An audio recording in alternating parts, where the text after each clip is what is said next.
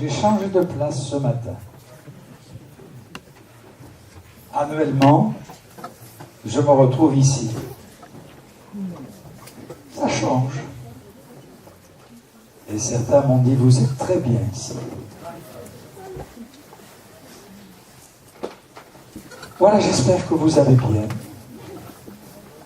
Merci au Seigneur pour ces moments que nous vivons avec lui dans nos rassemblements. L'Esprit de Dieu est au milieu de nous. Il glorifie, il élève le nom de Jésus. Et nous aussi, nous voulons continuer à élever le nom de Jésus. J'espère que vous avez passé une excellente semaine et aussi que nous sommes heureux d'accueillir celles et ceux qui nous rendent visite pour la première fois. Vous pouvez vous lever afin qu'on vous accueille. Le Christ nous a accueillis et il dit « Accueillez-vous les uns et les autres ». Y a-t-il des visiteurs? Levez-vous. Oui. Oui, notre sœur. Bonjour.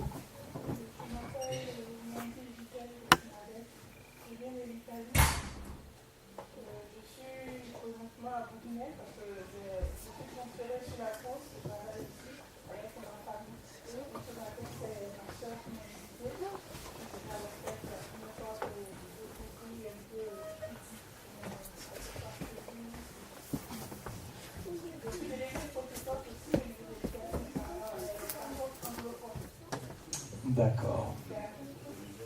Bienvenue.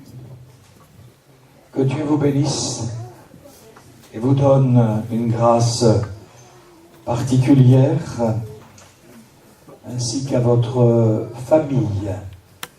Y aurait-il encore quelqu'un?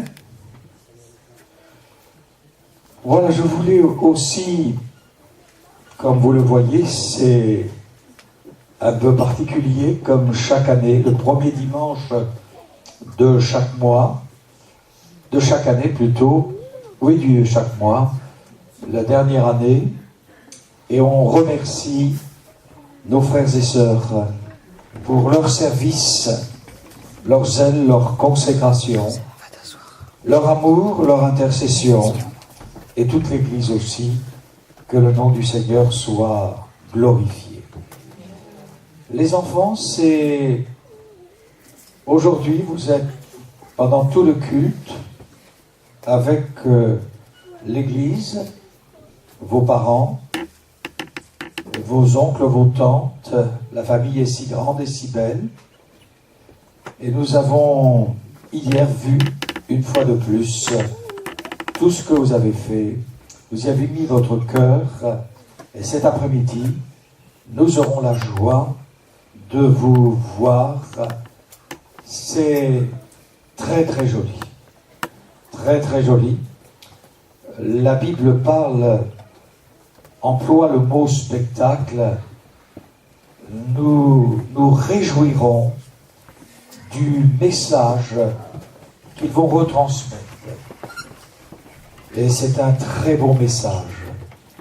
C'est vraiment quelque chose d'un travail remarquable que vous avez préparé avec vos moniteurs et monitrices, et que Dieu vous bénisse. Nous aurons l'occasion, à l'issue du culte, de vous laisser la place pour chanter la gloire de Dieu. Alors je vois que certains enfants, c'est des génies, c'est des gens de l'avenir. Ils ont déjà fait un avion en papier. Alors surtout ne l'envoyez pas. Mais vous êtes des génies, vous faites des belles choses pendant le culte. Voilà, que Dieu vous bénisse.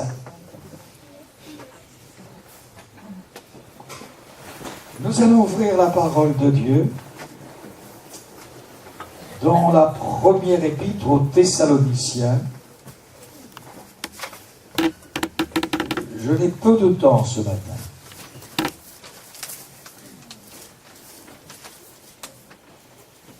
Parce qu'il y a encore des intervenants et c'est la fête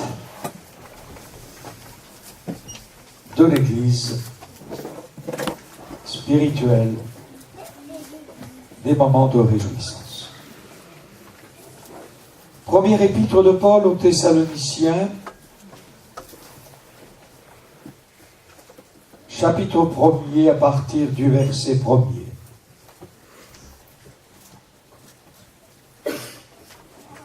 Paul et Sylvain, une note dit que c'est le même que Silas et Timothée à l'église des Thessaloniciens, aujourd'hui Salonique, qui est en Dieu le Père et en Jésus-Christ le Seigneur. Que la grâce et la paix vous soient données. Nous, c'est-à-dire les trois hommes de Dieu, nous rendons continuellement grâce à Dieu pour vous tous, faisant mention de vous dans nos prières, nous rappelant sans cesse l'œuvre de votre foi, le travail de votre charité, de votre amour, et la fermeté de votre espérance en notre Seigneur Jésus-Christ devant Dieu, notre Père.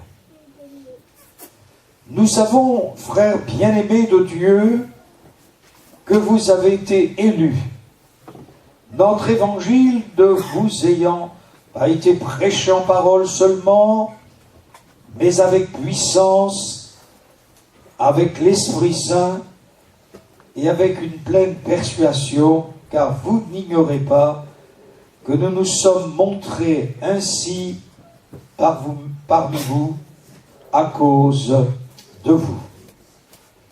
Et vous-même, vous avez été mes imitateurs et ceux du Seigneur, en recevant la parole au milieu de beaucoup de tribulations, avec la joie du Saint-Esprit, en sorte que vous êtes devenus un modèle pour tous les croyants de la Macédoine et de l'Achaïe. Ne perdez pas votre page dans la seconde épître de Paul aux Thessaloniciens, le verset 3e.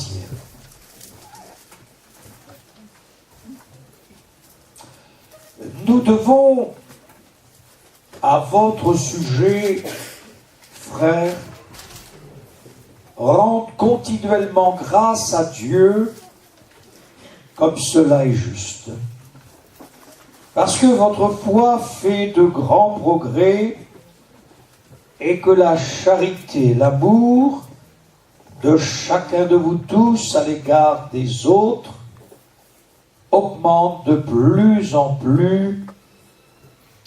Aussi nous glorifions-nous de vous dans les églises de Dieu à cause de votre persévérance et de votre foi au milieu de toutes vos persécutions et des tribulations que vous avez à supporter. Que le nom du Seigneur soit glorifié. Je voudrais revenir dans notre première lecture et de réaliser comment l'Évangile est venu à Thessalonique et aussi comment il y eut, comme on l'a lu, une persécution à cause du message, et l'apôtre Paul, en 3 semaines, a fait avec l'aide de Dieu, ce travail, et il fut persécuté, expulsé, et il dut fuir. Mais néanmoins, en quelques semaines, tout ce travail s'est fait. Ces hommes de Dieu étaient des hommes de prière. Et je ne doute pas un instant que notre Église est aussi avec des hommes et des femmes de prière. Que le nom du Seigneur soit glorifié. L'apôtre va dire qu'il rend continuellement grâce à Dieu pour vous tous. Et aussi, malgré son travail, leur ministère, ils se sont rappelés dans les moindres détails, il dit me rappelant sans cesse devant Dieu l'œuvre de votre foi, le travail de votre charité, de votre amour et la fermeté de votre espérance en notre Seigneur Jésus-Christ devant Dieu, notre Père. Votre amour, votre espérance, votre foi. Et je crois que nous pouvons, avec humilité, mais aussi parler de votre foi, de votre amour, votre espérance. Et je me joins aussi à ces trois choses importantes. C'est l'Évangile qui a apporté toutes ces grâces, toutes ces bénédictions. C'est l'Évangile, la puissance, l'Évangile, l'Esprit de Dieu qui a amené ces hommes et ces femmes à la connaissance de Dieu le Père. Continuons à croire l'Évangile dans toute sa puissance et dans toute sa beauté. Cette semaine, nous avons eu une sœur dimanche dernier, notre sœur Madame Ruellou, que vous connaissez. Une sœur est venue la chercher pour venir au culte de l'adoration, et en refermant sa porte, l'extérieur, la clenche, la poignée est restée dans sa main. Et vu son âge, elle a été déstabilisée, elle est tombée à terre. Notre sœur a été transportée à l'hôpital, et puis en début d'après-midi, nous avons appris ce que nous avons appris. Et donc je suis allé voir la sœur. J'ai été reçu par une infirmière du SAMU. Ensuite, le docteur est venu me parler dans la salle d'attente. Il m'a expliqué que le scanner révélait que le cerveau se remplissait de sang. Il y avait une hémorragie. Et que le pronostic vital était engagé. Alors on m'a conduit auprès de la sœur. Il y avait le neurologue qui terminait, faisait son rapport. Et notre sœur disait « j'ai mal à la tête ». Elle avait aussi encore sa lucidité. Et avec tous les mots, choisi devant une telle situation, j'ai dit à notre sœur que elle allait rentrer dans la demeure de Dieu, qu'elle avait fait une chute. J'ai pris tous les mots et je lui dis maintenant, ne prononcez plus que le nom de Jésus. C'est lui que vous allez rencontrer dans peu d'heures. La sœur est restée ferme, stoïque. Elle a loué le Seigneur. Je lui ai dit merci aussi pour son témoignage au milieu de nous. Merci pour cette lumière, merci pour la grâce. Nous nous sommes séparés dans le saint baiser, je lui dis à bientôt au ciel. Le neurologue a dit maintenant on débranche tout. Je me suis retiré et puis j'ai pensé que lundi étant en voyage à la pastorale, que nous allions apprendre la mauvaise nouvelle. Et puis nous sommes allés la voir, je crois mercredi. Notre sœur était assise dans son fauteuil en service neurologie.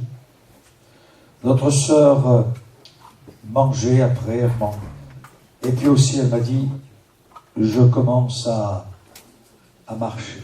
Amen. Alors j'ai eu du mal à croire qu'elle mangeait, oui. Qu'elle buvait de l'eau, oui. Mais marcher, j'ai eu du mal. Vous allez voir l'infirmière, et l'infirmière, bien sûr, avec ses compétences, ne pouvait pas me dire la suite.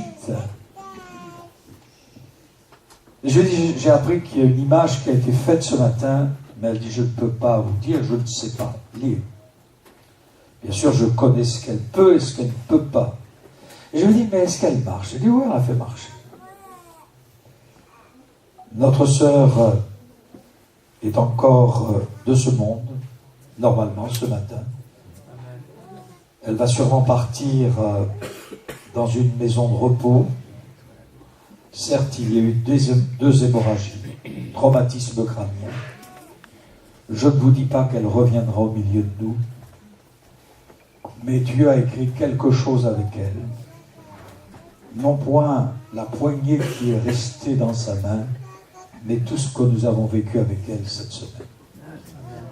C'est ça qui est important. Peut-être elle va partir aujourd'hui, demain, c'est pas là.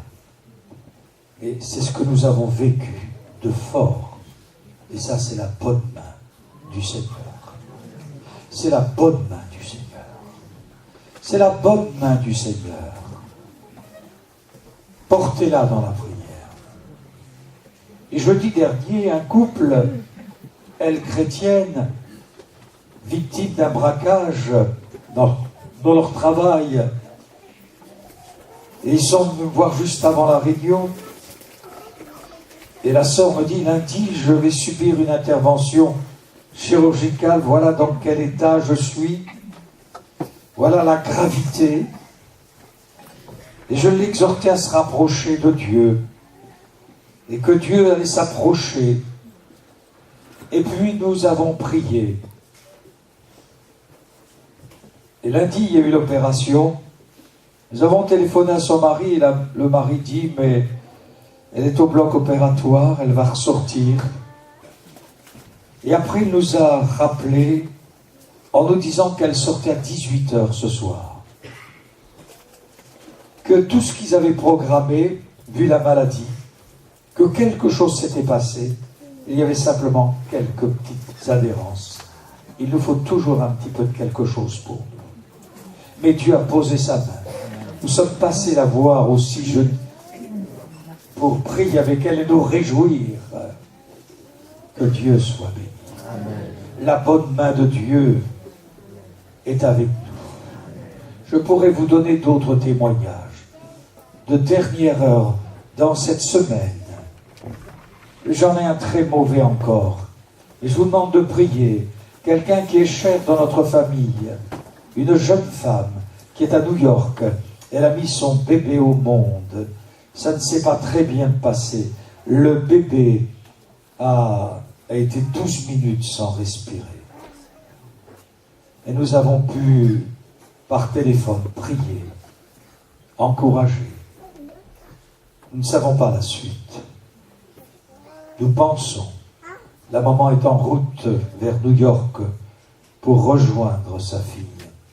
Nous prions Dieu pour que Dieu fasse grâce à tous ces cœurs qui s'approchent de Dieu, de Jésus-Christ. Ceci dit, et je pourrais vous donner d'autres témoignages de guérison, et ça c'est pour fortifier notre foi. L'apôtre Paul parle de la fermeté de votre espérance. Ces Thessaloniciens ont eu la fermeté de leur espérance. Et je crois que c'est ça quelque chose de merveilleux. C'est la fermeté de l'espérance en notre Seigneur Jésus-Christ devant Dieu, notre Père. Cette espérance, la Bible nous révèle que Paul, en 3 semaines, avait parlé de cette espérance. C'est-à-dire, l'espérance qu'ont tous les rachetés, c'est qu'ils attendent la venue future et glorieuse du Seigneur Jésus-Christ, qui reviendra sur les nuées pour prendre avec lui les siens et avoir avec lui pour l'éternité. J'aimerais attirer votre attention sur la première venue de Jésus, dont nous sommes les bénéficiaires, grâce sur grâce, bénédiction sur bénédiction. Et depuis 20 siècles, l'ère de la grâce se déverse. Mais quand Jésus va revenir, il va nous emmener avec lui, parce que nous attendons ce retour vers l'avenir et aussi tout ce qui est encore invisible. Nous allons partir avec lui et ensuite nous allons revenir à nouveau avec lui avant le millénium. Quel plan glorieux et merveilleux! La nouvelle Jérusalem, le millénium, 1000 ans de paix. Nous régnerons avec lui. C'est quelque chose de merveilleux. La fermeté de notre espérance. Bien-aimés dans la foi, l'apôtre va parler de la foi, de l'œuvre de la foi. La foi sans espérance est vaine. La foi, c'est en celui en qui l'on croit. Et celui en qui on croit, c'est le Seigneur. Ce n'est pas le service, mais la personne que l'on sert. Et vous comme moi, la personne que nous servons, c'est le Seigneur Jésus-Christ. C'est lui qui nous sert. Et parmi les Hébreux, servir son prochain, ça n'existait pas. C'était dévalorisant, servir son prochain.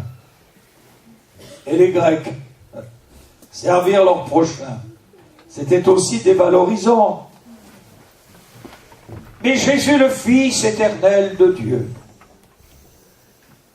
lui va bousculer tout, lui, Seigneur. Et le fait qu'il a tout bousculé, ça nous a bousculé aussi. Parce qu'il n'a pas été dire « allez servir les autres », mais lui-même, il s'est mis au service de son prochain. Il est encore au service de son Église. Je ne dis pas qu'il est à notre service, mais il nous sert néanmoins. Et nous le servons, que son nom soit glorifié. Nous servons son Église. Nous servons notre prochain. Quand nous allons à l'extérieur Nouveau Départ, Campus Solidaire, l'AEU et d'autres. Et puis aussi, nous servons l'Église, nous servons le Seigneur. Et ça, c'est l'œuvre de notre foi. C'est l'œuvre vraiment extraordinaire. Et notre foi, l'apôtre montre qu'elle croit. Ce qui manque, ce qu'il faut compléter à votre foi. Votre foi fait de grands progrès. Il parle aussi de l'œuvre de votre travail, de votre amour. Travaillez. Vous travaillez dur. Vous travaillez dur. Et ça, je rends grâce à Dieu. Et dans l'Église, vous aussi, vous travaillez. Il y a de la fatigue, de la peine, le labeur. La Bible nous parle qu'on peut se travailler jusqu'à l'épuisement dans l'œuvre de Dieu. Mais l'amour, c'est toujours le plus noble, le plus désintéressé. Moi, je bénis quand je vous regarde tous, de voir tout ce que vous faites avec Dieu et tout ce que vous faites dans l'Église. De voir tout dans le Noël, par exemple, tout ce qui vient d'être fait, de ce que mes yeux voient, mes oreilles entendent. Je vous ai, vous avez dû travailler jusqu'à minuit. Pas hier soir, mais avant, etc. Les préparations. Bien-aimés parents, nous pouvons dire merci au Seigneur et merci aussi à tous ceux et celles qui travaillent, nous travaillons tous. Gloire à Dieu. Amen. Gloire à Dieu. Alléluia. Et vous le savez, si vous ne priez pas, nous ne pourrions pas, nous, en tant que serviteurs de Dieu, faire tout ce qu'on veut. Tout ce qu'on peut, pardon. Nous travaillons les uns les autres. Et c'est là quelque chose de merveilleux. Moi, j'aime vous servir. Gloire à Dieu. Amen. J'aime vous servir. Ça ne me coûte absolument rien de vous servir. Vous en êtes conscient? Amen. Ça ne me coûte absolument rien de vous servir. Je me lève avec joie et je me lève avec allégresse. Que Dieu soit béni. Pour terminer, l'espérance est ancrée dans la foi parce que l'espérance se nourrit de la foi.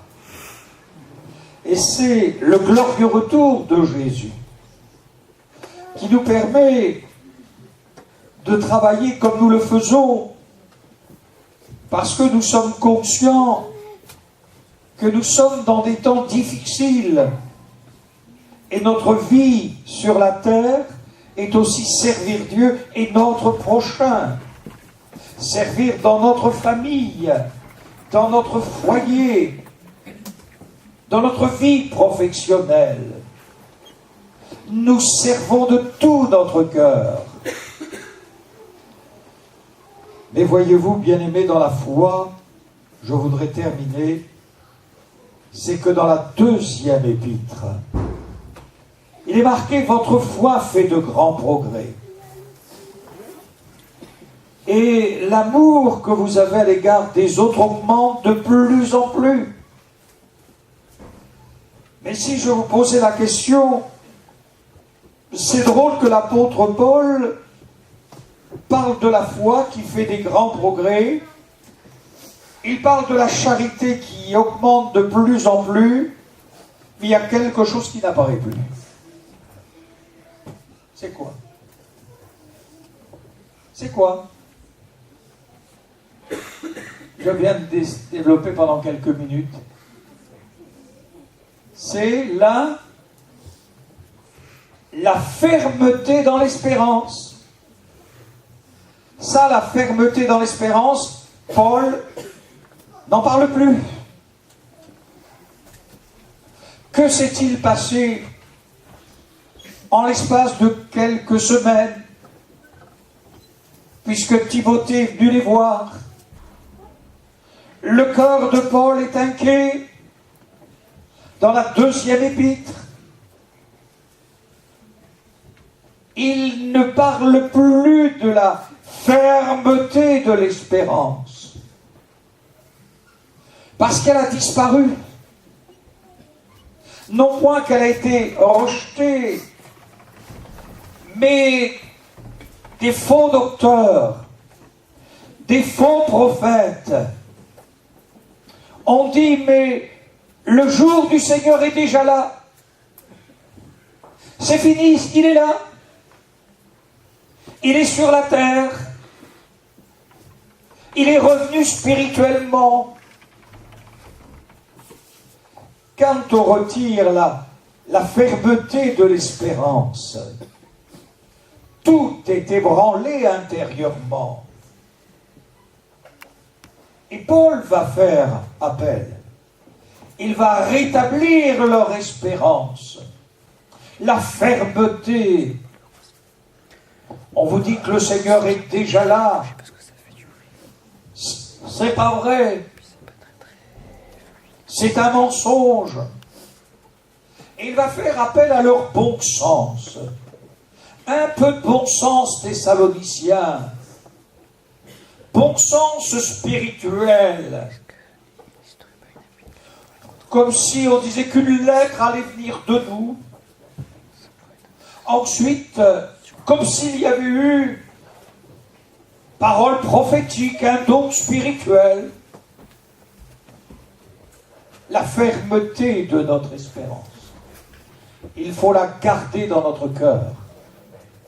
Il faut la garder dans notre vie. Il faut la garder dans notre cœur. Il faut la garder dans notre Église. La fermeté de notre espérance, c'est Jésus-Christ, c'est son glorieux retour. Amen. Paul va révéler à ces jeunes chrétiens,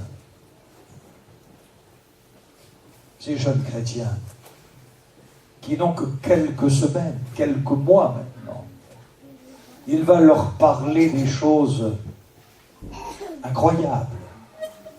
L'apostasie générale, la venue du Fils de la perdition, la venue de l'Antichrist, les faux miracles, la puissance ténébreuse.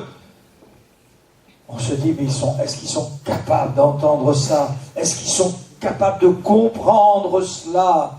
Il veut leur montrer.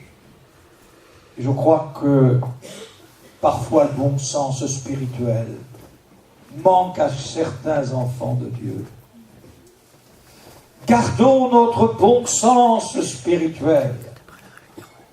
C'est comme si quelqu'un qui disait ce matin dans un don spirituel, Jésus va revenir le 31 décembre. On dirait, mon frère, ma sœur, vous vous êtes trompé. C'est comme si on disait, vous savez tout, ceci, cela, votre bon sens. Nous avons besoin de bon sens. Il faut rétablir et garder la fermeté de notre espérance. Jésus vient. Jésus revient bientôt. Nous vivons des temps difficiles, des temps d'apostasie sur le domaine de la foi. Mais Jésus est capable de nous garder. Il est capable de nous garder. Quel que soit le raz-de-marée d'incrédulité, d'impudicité, l'Église, elle triomphera au milieu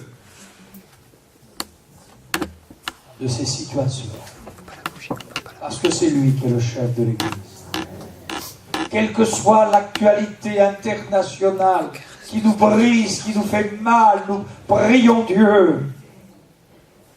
La Bible dit qu'il retire l'un, qu'il retire l'autre, qu'il met l'autre. Il est souverain. Dans la Bible, on remarque que des rois ont été écartés. Dieu est le souverain. Il écarte qui il veut. Il écarte qui il veut. Il met qui il veut. Il fait ce qu'il veut. Il gère comme il veut. C'est lui le grand maître. Amen. C'est lui le grand Seigneur. Ne soyons point dans la crainte, bien-aimés, malgré toutes ces choses. Et faisons confiance à la grâce de Dieu. Faisons confiance à la bénédiction du Seigneur. Nous ne sommes pas dans la main des événements. Nous sommes dans la main de Dieu. Nous sommes dans la main de Jésus-Christ. Les jeunes, pensez à vos études. Pensez à fonder un foyer.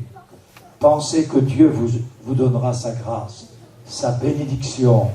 Lisez la Bible, fortifiez-vous, encourageons-nous, prions, soyons fidèles, lisons la Bible, renouvelons notre foi et Dieu nous bénit et nous bénira en abondance dans le nom de Jésus. Une phrase est devenue célèbre partout, mais cette phrase, elle est venue du cœur de Dieu, c'est « N'ayez pas peur ».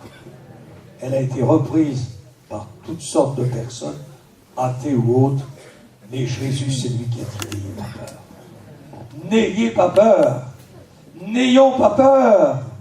Nous sommes dans la main du Seigneur. Et que Dieu nous bénisse et nous donne sa grâce, sa bénédiction. Amen. Gloire à toi, cher Seigneur.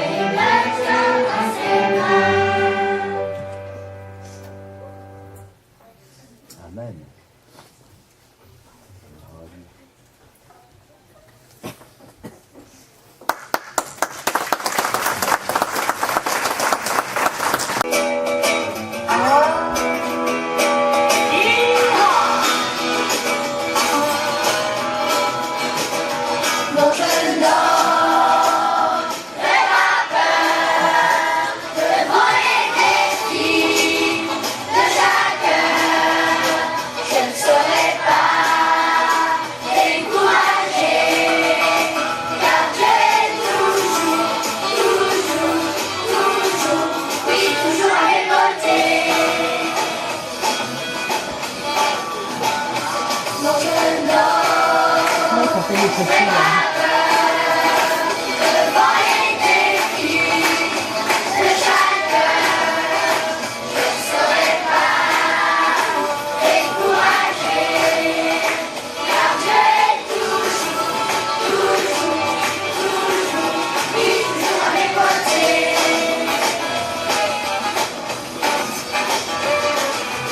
pas de soucis, car mon Dieu connaît tous mes besoins.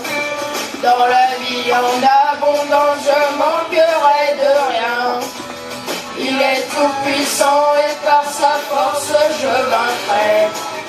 Il fait toujours ce qu'il promet, il est la vérité, car il est la vérité.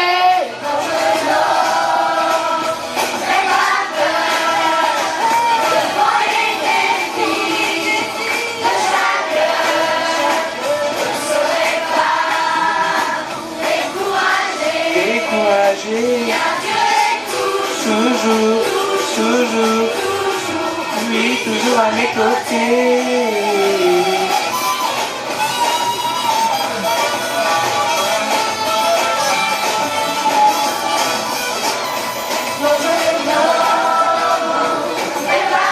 Je n'aurai pas peur devant les défis de chacun. Je ne serai pas découragé. Toujours, toujours, toujours à mes côtés.